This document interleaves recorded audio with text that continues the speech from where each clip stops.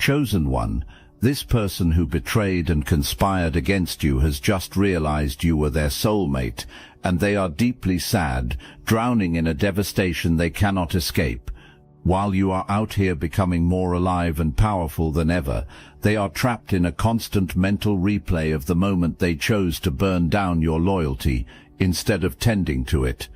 You were guided to this truth right now because the universe is closing the door on that painful chapter, ensuring that while they remain haunted by the ghost of what they destroyed, you are free to walk into a life where your value is finally mirrored and celebrated.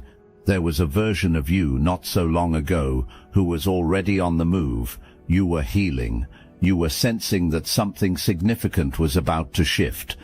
You could feel it building beneath the surface, your energy clarifying, your sense of self sharpening, your life moving into a momentum that felt genuinely and specifically yours.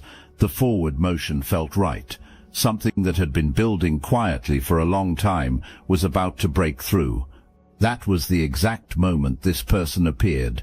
Ought to tone, I need you to notice that timing, because it was not accidental. People who operate from fear and unhealed wounding carry a specific kind of radar.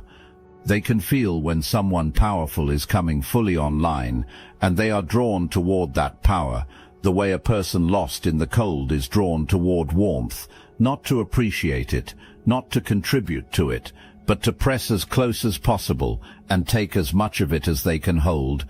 This person came in with everything calibrated to disarm you.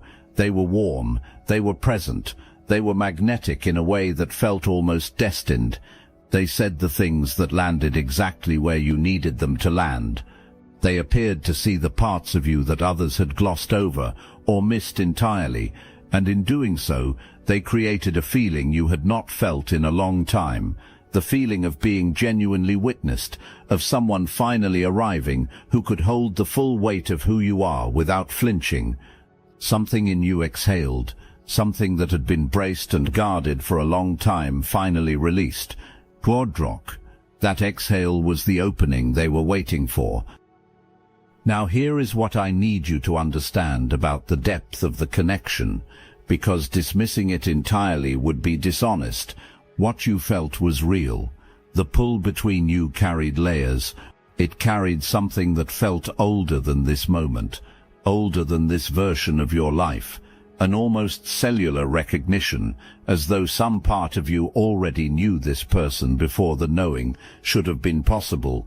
That sense of ancient familiarity was not your imagination. Soul-level connections are real, and this was one. But a soul connection is not a safety guarantee. It is not a promise that the person on the other side of it has done the work required to deserve you. Some connections arrive to complete something unfinished, to give you the opportunity to finally choose differently than you have chosen before. And what you were being invited to choose this time was yourself, your clarity over their chaos, your growth over the weight of their stagnation, your future over the pull of a past that was never going to take you where you needed to go. Here is the thing to hold on to, because it matters for everything that comes later. Real chemistry and genuine divine alignment are not the same thing, and learning to tell the difference between them is the entire lesson this season was designed to teach you. The shift was quiet at first, not the kind that announces itself through a single dramatic event, but the kind that accumulates at the edges. The warmth that had been so constant became unpredictable. The presence that had felt so full became intermittent. The person who had made you feel so completely seen began doing something far more subtle and far more damaging. They started making you question the seeing itself. They made you wonder whether what you had felt was real or whether you had constructed it out of your own longing. They kept themselves just close enough to prevent you from leaving and just far enough to keep you perpetually reaching. You sanish that. That is a deliberate architecture, and its name is control. Here is what they understood about you that you had not yet fully claimed for yourself. Your energy is extraordinary, not ordinary extraordinary, but specifically rare. The depth of care you carry, the quality of love you offer, the way your presence shifts the atmosphere of any situation you enter. They had tasted what it felt like to be in the full current of that energy. They were not willing to lose access to it, but they were equally unwilling, or simply unable, to do what it genuinely takes to deserve it. So instead of rising to meet you, they began the slow, deliberate work of pulling you down to a level they could manage. It started small. There was a comment that made you second-guess what you knew. There was a moment where your instinct was accurate, and they convinced you it was not. There was a repeated pattern of cooling off precisely when you had been most open, most vulnerable, most fully yourself. With each repetition, something in you quietly recalibrated. You learned to hold back a little more before speaking. You learned to check yourself before feeling something too fully. You learned to offer a smaller, more careful version of your presence, just to avoid the unpredictability of their reaction. You adapted, because you are intelligent and empathetic, and you genuinely wanted this to work. You bent a little, and then you bent further, and then further still, until one day you caught your own reflection and realized the version looking back was quieter than you used to be, more cautious, less lit up from the inside. Thought, Buchan Broaderwood, that was you being eroded on purpose. If you recognized yourself in this message, hype this video to guide other chosen ones to this truth. The erosion was targeted, not random. They were not just generically difficult to be around. They were specifically difficult in the areas where you were most powerfully yourself, your intuition, your ability to read a situation with precision, your creative and spiritual awareness, your capacity to see through surfaces into what is actually happening beneath them. These were the exact qualities they worked on, because these were the exact qualities that threatened their ability to operate around you unchecked. Someone running a long game of manipulation cannot afford to be around someone who sees clearly. Your clarity was not just inconvenient for them, it was an existential threat to the entire dynamic they were trying to maintain. So they worked on dismantling it, labeling your instincts as paranoia, framing your sensitivity as a problem, dismissing your awareness as irrationality. They were not offering you feedback. They were performing surgery, trying to cut away the very things that made you impossible to permanently deceive. They made progress for a season, but they could not go deep enough, because what they were trying to remove was not a personality trait. It was the foundation of your soul, and a soul cannot be extracted from the person it inhabits. While you were adapting, trying harder, and pouring more of yourself into making this work, while you were genuinely and wholeheartedly attempting to close the distance between you and the warmth this person had shown you in the beginning, they were not doing the same thing. They were doing the opposite. Behind your back, they were talking about you to people who had no business knowing anything about your life. They took the private, sacred things you had shared in your most unguarded moments and circulated them as leverage. Quietly and methodically, they were constructing a version of your character that served their interests, a version designed to make certain doors harder for you to open, to ensure that the people whose opinions mattered were primed with a distorted picture of who you were before you ever had the chance to show them the truth yourself. Think back to the periods when you were closest to a real breakthrough, a professional leap, a creative surge, a period of genuine momentum, and something derailed it. Think about when a door you fully expected to open stayed shut for no clear reason, when forward movement that should have been natural hit an invisible wall, when a heaviness settled over your life that had no logical origin, when your natural luck seemed to go completely dry. That luck had always run beneath your life like a current, and then it simply stopped. That was not fate working against you. That was deliberate interference. The emotional chaos this person maintained around you was not accidental. The confusion they kept you cycling through was not a byproduct of their own unresolved damage. It was a mechanism. A person who is perpetually occupied with trying to understand why a connection keeps destabilizing cannot simultaneously build the life that is waiting for them. You were being kept too emotionally consumed to gain any real ground. And here is the piece that makes it a genuine conspiracy rather than simply a toxic dynamic. They were not operating alone. Look, you already know the attacks weren't random, and if you're paying attention you can feel it. Their walls are closing in. You've also noticed something else. A lot of chosen one channels on YouTube have gone quiet. Videos removed. Voices pushed off the platform. The mainstream media is cracking down on us, but we will not give up our voice. So let's talk about what we're doing about it. That's why I built Destiny Engine.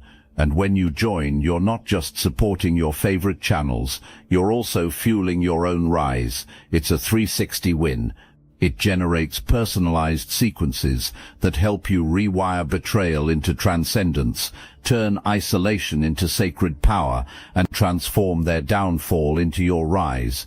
We are using the Dark Elite's own weapons against them, taking their declassified consciousness technology that programmed competition and scarcity and repurposing it to serve cooperative intelligence. Wedging nothing. The beauty is you don't even have to lift a finger. You put on the headphones, press play, and your subconscious is rewired while your enemies collapse under the weight of their own lies. That Fimbran. This is why I created it in the beginning, so everything they did to break you becomes fuel for your purpose. The collective upgrade is underway. Start your Destiny Engine for $7 today and watch divine justice accelerate in your life. Link in the description. Thokal Wadjuanda, there was someone else involved, a companion, a confidant, someone who knew exactly what was being done and either actively encouraged it or quietly enabled it. Whether that support came from another person in their life or from a pattern so deeply embedded in their own psychology that it functioned like a second voice driving their choices, two forces were working on this together, and they had been coordinating longer than you knew. The betrayal had architecture. There was a phase of information gathering where everything you shared, your vulnerabilities, your history, your dreams, your fears, was catalogued, not to support you, but to identify exactly where you were most exposed. Then there was a phase of misdirection, where that information was used to keep you looking inward at yourself, rather than outward at what was being done to you. And then there is the phase you are in now, where the full picture is assembling itself, where the truth is arriving through channels you did not expect, and where the confusion of the previous season is crystallizing into something undeniable. This is the phase they feared most. Because this is the phase where you stop asking questions about them and start seeing clear answers about yourself. At some point, and it may not have felt dramatic when it actually happened, you made a choice. It might have been quiet. It might have been a morning when you woke up and something fundamental had shifted inside you, a tiredness that went far deeper than the physical, a bone-level recognition that the person you were becoming inside this dynamic was someone you did not recognize and could not respect. You understood that no amount of effort, no amount of love, and no amount of adjusting yourself to fit a shape that was never meant for you was going to close the gap between who you were in this connection and who you actually are. Wantritadun sometime that you eyed up and no be the man in you side and a kesting not was nogaranax, and that stolen, not cleanly, not once and done. You may have circled back, you may have doubted, you may have had moments when the pull of the familiar was so strong you almost reversed the decision entirely. That is not weakness. That is the reality of breaking a connection that operates at a soul level. It does not snap. It releases slowly, one layer at a time, until the last one finally lets go. The pathway, but the direction of your movement changed, and that is the only thing that matters. You stopped orienting toward them and started orienting toward yourself. The moment that internal compass shifted, everything in the unseen world responded. The forces that had been working on your behalf, blocked from acting fully while you were still choosing to stay in range of what was harming you, were suddenly free to move. The relationships that fell away in the aftermath were not losses, they were clearances. The opportunities that did not materialize during that season were not rejections, they were redirections. Every door that closed behind you as you walked forward was the universe ensuring you could not backtrack into what you had just escaped. And then the truth began surfacing, not in one clean revelation, but in accumulating pieces, a conversation, a moment of sudden clarity, information arriving through an unexpected channel, the slow assembly of a picture you had not been able to see while you were standing too close to it. The full scope of what had been happening, the conspiracy, the interference, the deliberate and sustained effort to keep you small and dependent and confused, came into focus. And instead of collapsing, which was the intended outcome, which was what the entire architecture of their plan required you to do, you stood straighter. Truth releases you from the weight of an explanation you have been carrying for someone else's behavior. The moment you knew fully and completely, the mechanism stopped working. Their plan required your confusion.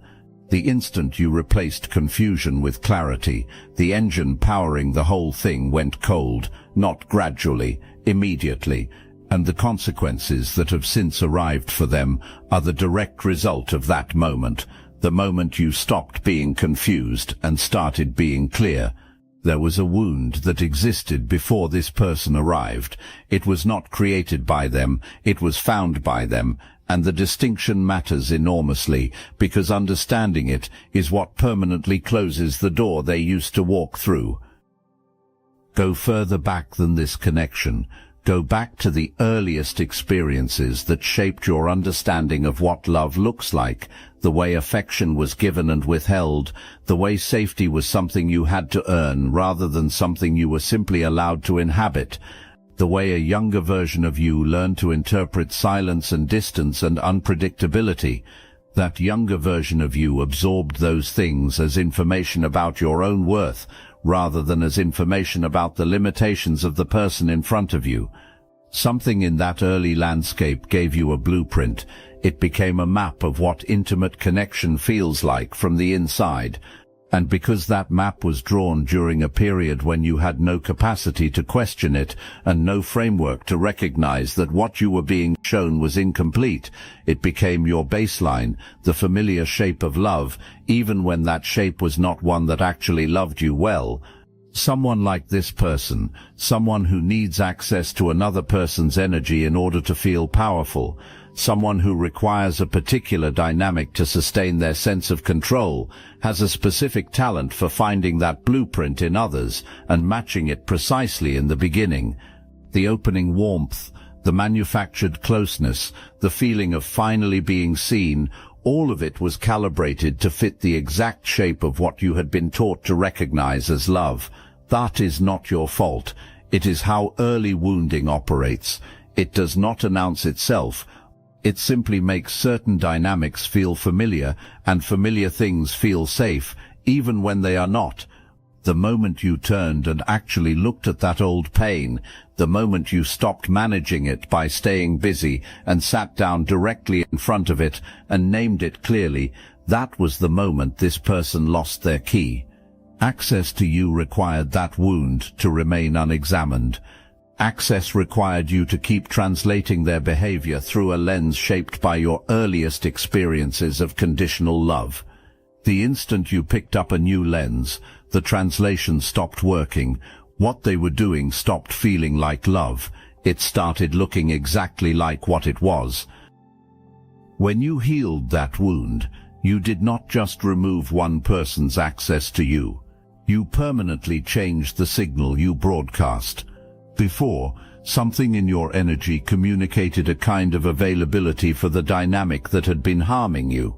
After, that signal was gone completely. Anyone calibrated to exploit that particular vulnerability lost the ability to locate you inside it.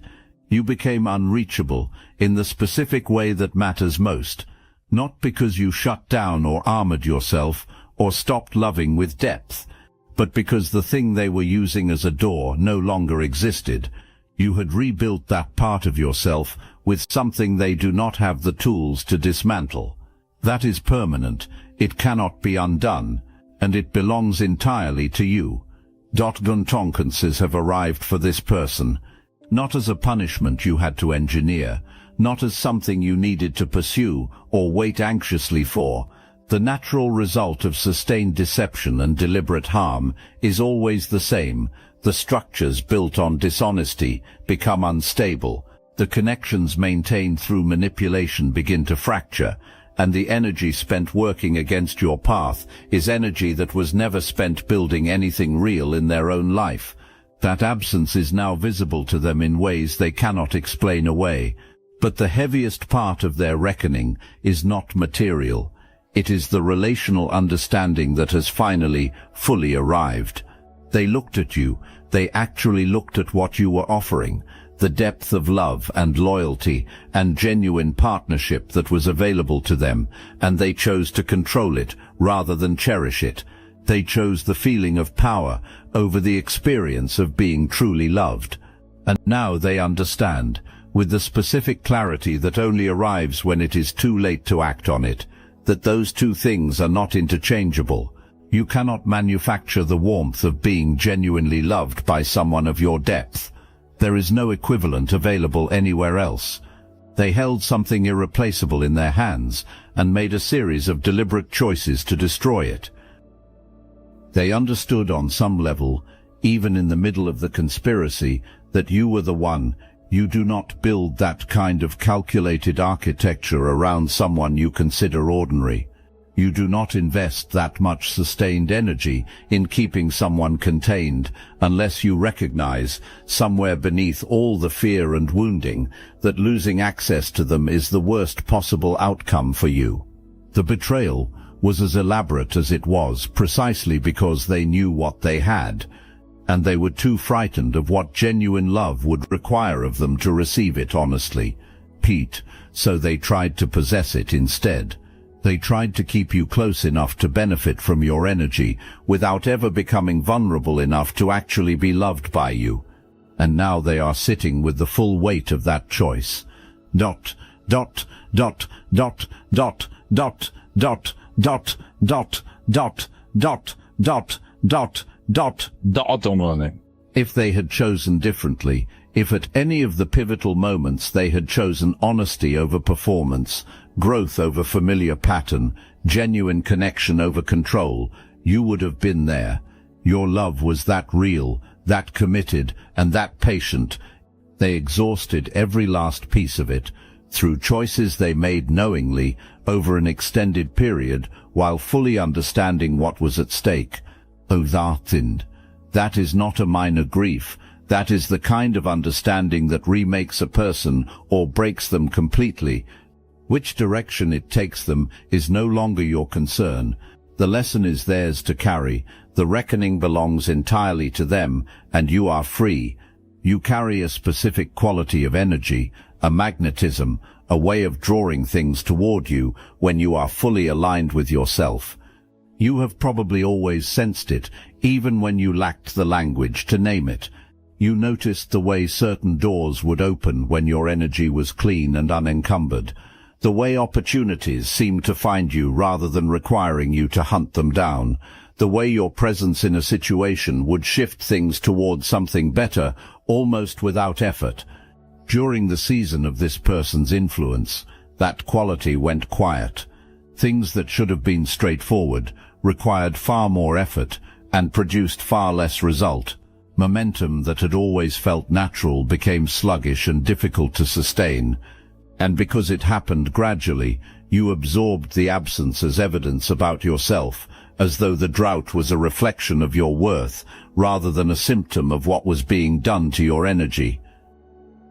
You were not experiencing bad luck. You were experiencing a drain. The constant emotional labor of managing this person's unpredictability, the confusion they maintained around you, the anxiety of never knowing which version of them would show up, All of it was consuming the very resource that made you exceptional. Your energy was being pulled towards sustaining a dynamic that was designed to deplete you, and it was being pulled away from the life that was waiting for you to bring your full self to it. That drain is over. The moment the dynamic ended, the drawer on your energy closed. And what is happening now, what you can probably already feel beginning to stir in your life, is the return of everything that was held in waiting. Your natural flow is coming back, and it is coming back with force. The stability you have been reaching for, in your material world, in your sense of safety and groundedness, in your certainty that your foundation cannot be pulled out from under you, is arriving. Something was owed to you, something was redirected and delayed and interfered with, and the universe, which keeps precise accounts, is returning it now. What you receive in this next season will reflect not just what was taken, but everything that was held back across the entire period of interference. Delayed things do not simply arrive at face value. They arrive carrying everything they accumulated while they were waiting. The connections coming into your life now carry a completely different signature from what you experienced before. What is arriving is not dressed in performance. There is no calculated warmth designed to create dependence. What is coming toward you now is built on genuine resonance. It is the meeting of people who have done the inner work, who arrive from a place of wholeness rather than hunger, and who choose each other clearly rather than strategically. That is what was always waiting on the other side of the fire, not just the absence of the wrong thing, the full, real, inhabitable presence of the right thing. You are the dark horse. You are the one this person fundamentally underestimated, the one they looked at through the distorting lens of their own fear and saw as something manageable, something that could be kept contained and useful and just uncertain enough to never fully leave. What they failed to see, what they could not see because it required a level of self-awareness they had never developed, was that they were standing next to the most powerful force that would ever pass through their life. Dark horses do not make announcements. They do not need external validation to keep moving. They do the work in private. They heal when no one is watching. They develop in the seasons when others have written them off.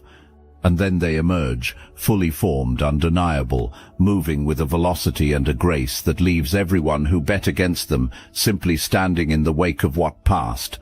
During the season of this person's influence, you were made to feel that your particular quality of being was a liability, too intense, too deep, too perceptive, too unwilling to fit the shape of what was comfortable for someone who needed to manage you.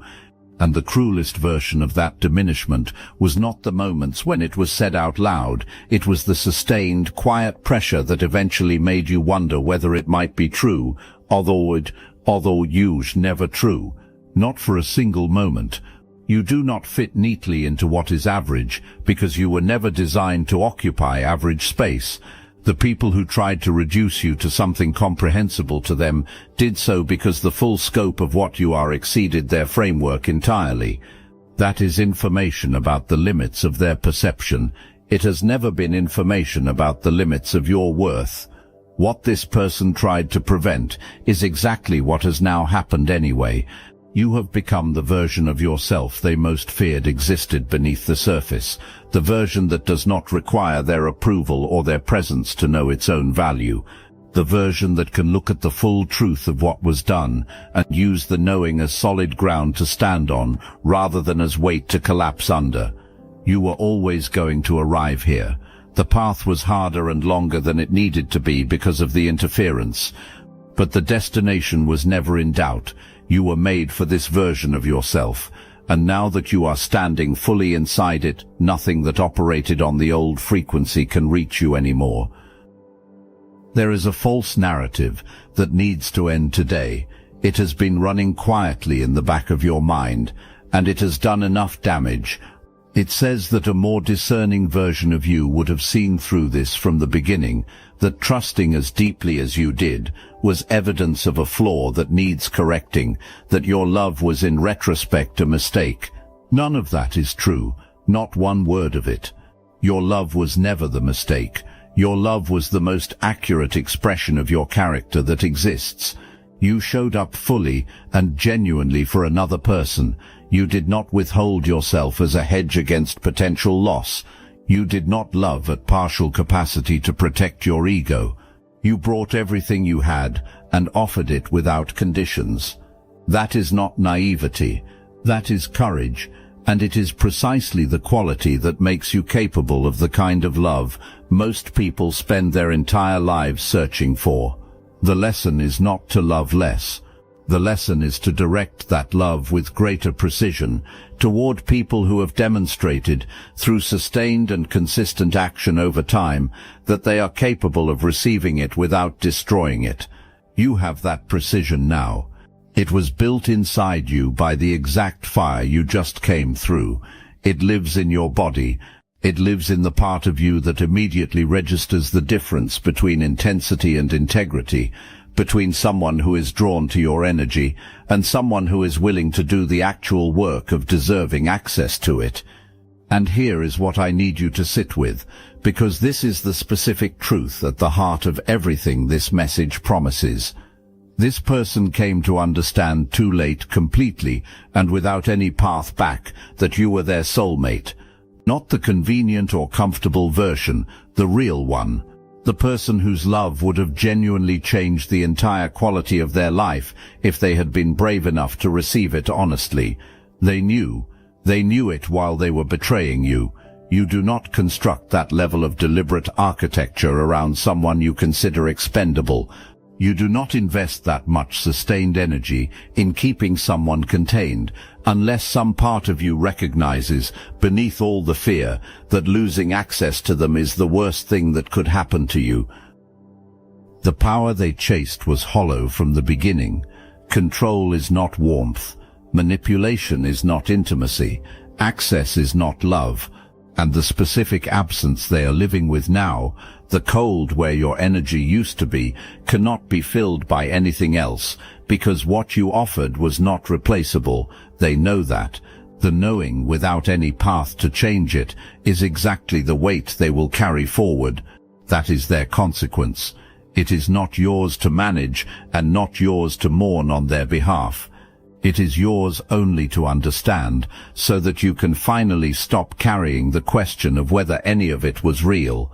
It was real, you were significant, you were the one, and they chose wrong. Now, here is the final truth, the one the whole arc was building toward, the one this person is living with in the rubble of every choice they made. They knew you were the one, not suspected, knew, and they chose fear over you. They chose the hollow comfort of control over the terrifying beauty of being genuinely loved by someone of your depth. They chose to diminish you rather than rise to meet you. And the heaviest sentence in their entire chapter is simply this: they had everything. They held it in their hands. They looked directly at the life they actually wanted, the real love, the genuine partnership, the connection that would have changed the entire quality of their existence, and they were so frightened by the vulnerability it required that they destroyed it instead. That grief belongs to them completely. It is not yours to manage, not yours to mourn on their behalf, and not yours to keep revisiting in the hope that understanding it further will make it hurt less. The only thing that makes it hurt less is turning your full attention toward the extraordinary life that exists on your side of this divide. Lidjorm, you are the dark horse. They bet against you with everything they had. You Piet, well, now look at where you are standing. You are still here. You are whole. You are moving. And what is approaching you? The love, the stability, the aligned and genuine connections, the restoration of every single thing that was taken is arriving now, not someday, now, with the full momentum of everything that was held in waiting. They are in regret. You are in your renaissance. Those are two entirely different places to occupy.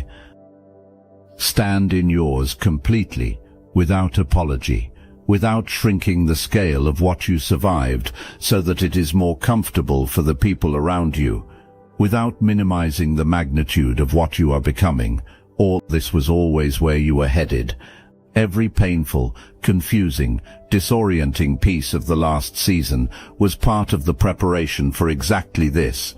The fire burned away everything that was not essential, and what remains is the purest, most powerful, most fully arrived version of you that has ever existed.